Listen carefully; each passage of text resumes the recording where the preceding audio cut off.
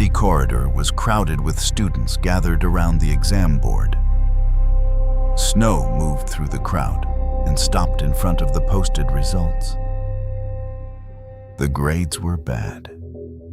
For a few seconds, everything around him seemed distant. Some students were celebrating, others looked disappointed, but none of it reached him.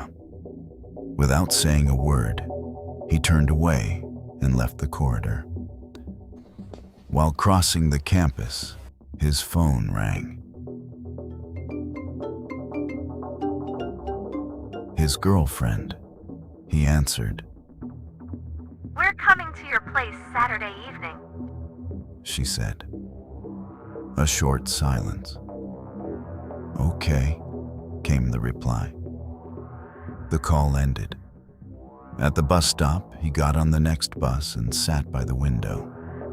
After arriving downtown, he wandered aimlessly for a while before entering a small market. Inside, he moved slowly between the shelves, then reached into his pocket and opened his wallet.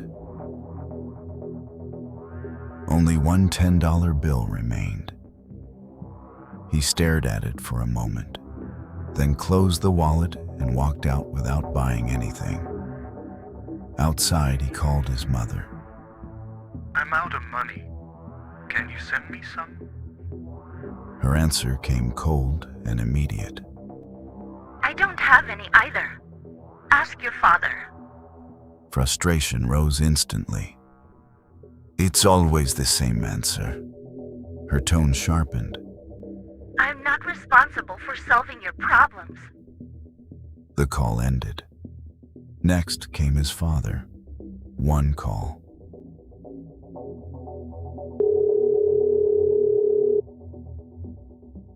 No answer. A second call. Still nothing. He waited. No return call. The anger built quietly until it finally broke.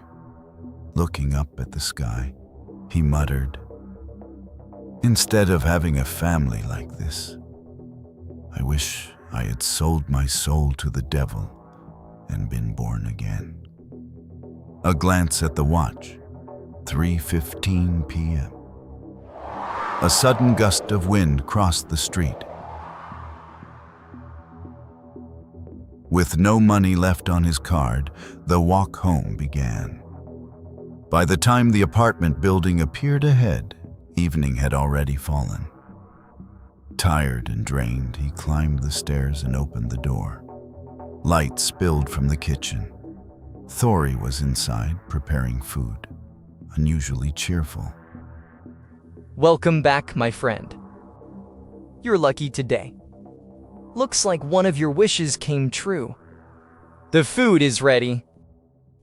Help me set the table. The words barely registered. Then the refrigerator door opened. 2 bottles appeared in his hands. "The girls are coming tomorrow. Long night ahead." Dinner passed quietly. Later, both disappeared into their rooms. As the night deepened, they met again in the living room.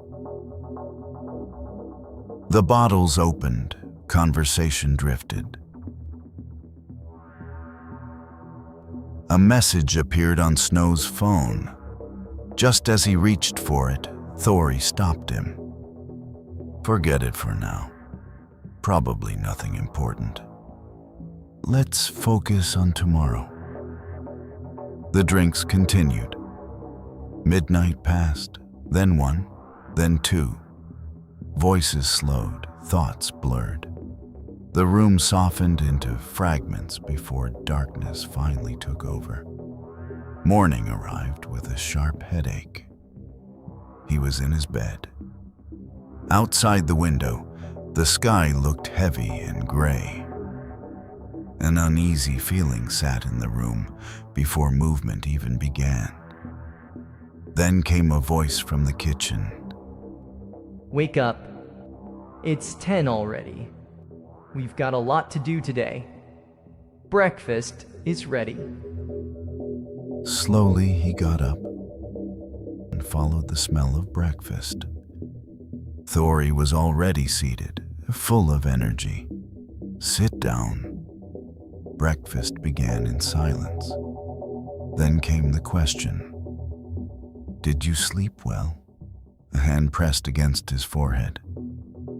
"I think I drank too much." A smile answered. Your wish came true. A pause. What wish?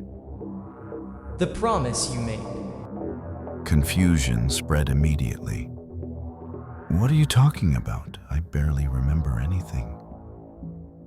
A quiet laugh. Then footsteps toward the sink. Water started running. At the table, thought gave way to fragments. A glass, a dark red light, a paper. Dropping blood to paper, a sharp cut across skin. His eyes dropped instantly to his wrist. A real cut, fresh enough to matter. The body stiffened. From the sink came a calm voice. "You'll remember soon." The doorbell rang. Once, then again. Can you get that? "I'm brushing my teeth." Slow steps toward the door. The handle turned. The door opened. And everything stopped. Standing outside. Thori, the girls beside him, a frozen breath. But how? Confusion appeared on the face of the door. What happened? The girls laughed. Then the phone was raised. I texted last night. Told you I stayed with them. We came back around. Inside the apartment, water was still running. He rushed toward the bathroom. The door opened. No one. Only an open tap. Water flowing into an empty sink. And then memory struck all at once. Night, 3:15. A dark figure beside the bed. A paper laid out. A blade against skin. Blood falling. A signature. A whisper close to the ear. Your soul is mine. The room spun. He ran to the bedroom, opened the drawer, and found the paper waiting exactly where memory said it would be. Hands trembling, he unfolded it. A blood signature, and beneath it, "Your soul is mine. Prepare to be born again." the edges of the room blurred. Sound collapsed. Darkness swallowed everything. Then, a freezing operating room. Bright surgical light. A newborn crying loudly in a doctor's hands.